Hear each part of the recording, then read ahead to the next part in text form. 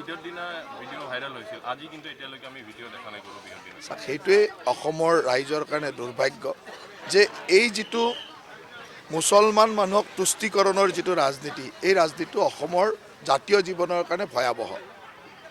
নিশ্চয়কৈ আমি ঈদত শুভেচ্ছা দিওঁ, বিহুতো শুভেচ্ছা দিওঁ, কিন্তু বিহুটো পাহৰি গৈ ঈদত বেছি গুৰুত্ব দিয়া, দুৰ্গা পূজা ৰামনৱমী পাহৰি গৈ বেলেগত বেছি ঈদত বেছি গুৰুত্ব দিয়া, এই কথাবিলাক আমাৰ সমাজত বৰ বেছি ঠিক নহয়।